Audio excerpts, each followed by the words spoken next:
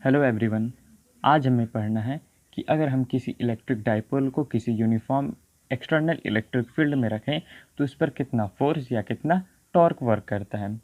तो हमें पता है कि इलेक्ट्रिक डाइपोल में दो चार्जेस होते हैं, plus Q and minus Q. दोनों के मैग्नीट्यूड सेम होते हैं, बस उनके नेचर डिफरेंट होते हैं। और साथ ही हम ये भी जानते हैं कि दोनों चार्जेस के बीच का डिस्टेंस काफ़ी कम होता है।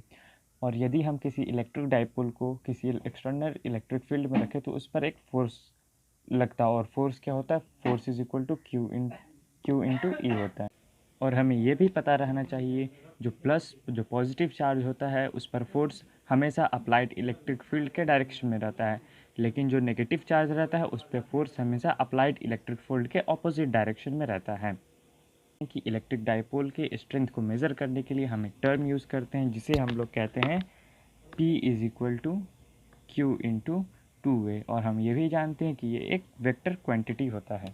ये जो डाइपोल मोमेंट है हम जानते हैं हमेशा नेगेटिव चार्ज से पॉजिटिव चार्ज की तरफ रहता है। तो आइए हम अब कैलकुलेट करते हैं कि किसी भी एक्सटर्नल इलेक्ट्रिक फील्ड में जब हम डाइपोल को रखते हैं तब उस पर कितना फोर्स या कितना टॉर्क लगता है। इसे कैलकुलेट करने के लिए हमें इसके परपेंडिकुलर डिस्टेंस एंड फोर्स से कैलकुलेट करना पड़ता है। ये जो इलेक्ट्रिक फील्ड है इसका हर जगह डायरेक्शन एंड मैग्नीट्यूड सेम है। इसका मतलब ये है कि जहाँ जितना यहाँ पर इलेक्ट्रिक फील्ड होगा उतना यहाँ पर इलेक्ट्रिक फील्ड होगा, उतना यहाँ, इतना यहाँ, हर जगह इलेक्ट्रिक फील्ड सेम होगा। तो मैंने जैसा कहा अभी, इसे हमें कैलकुलेट करने के लिए इसके फोर्स और इसके परपेंडिकुलर डिस्टेंस से हमें कैलकुलेट करना पड़ता है। तो आइए हम इसको आगे की ओर पीछे की ओर बढ़ा लेते हैं इधर डॉटेड लाइन से। एंड ये हो गया, इस पर हम एक परपेंडिकुलर गिरा देते हैं। तो ये जो इलेक्ट्रिक फील्ड है इसके साथ थीटा एंगल बनाएगा एंड कॉरस्पॉन्डिंग एंगल्स होने के कारण यह भी थीटा बनाएगा। लेकिन यहाँ पर फोर्स नेट क्या हो जाता है?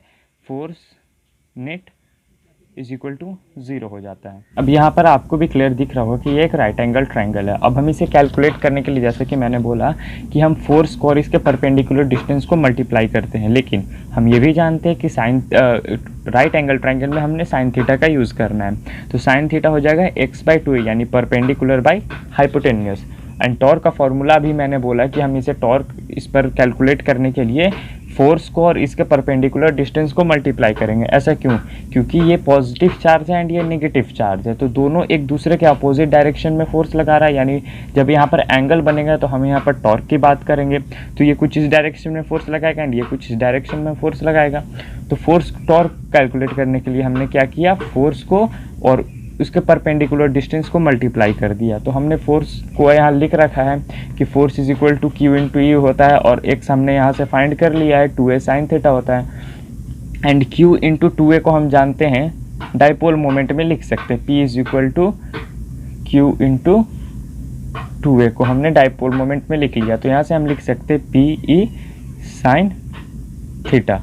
अगर हम इसे क्रॉस प्रोडक्ट में लिखें तो ये हो जाएगा p क्रॉस ई। ये हमारा टॉर्क निकल जाता है अगर हम किसी इलेक्ट्रिक डाइपोल को किसी एक्सटर्नल यूनिफॉर्म इलेक्ट्रिक फील्ड में रखे तब। ये हमारा डाइपोल फाइंड आउट हो गया। अब इसमें भी कुछ स्पेशल केस है। क्या है वो special case?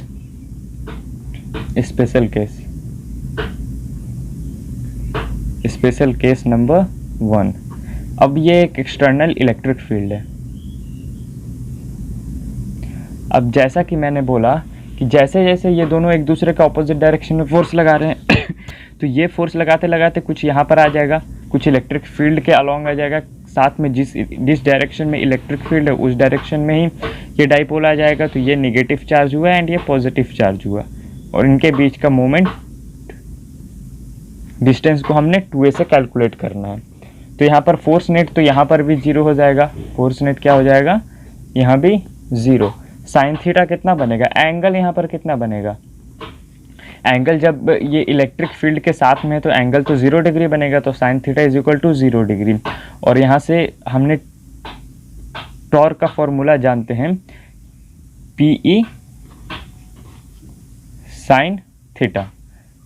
Torque sine theta जब 0 है तो साइन थीटा का वैल्यू 0 होता है, साइन 0 का वैल्यू 0 होता है, तो टॉर्क भी क्या हो जाएगा? 0 हो जाएगा।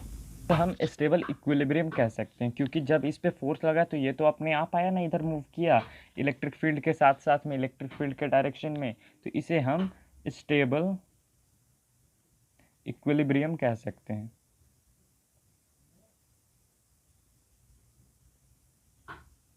इसे हम स्टेबल इक्विलिब्रियम कह सकते हैं। अब केस नंबर सेकेंड है।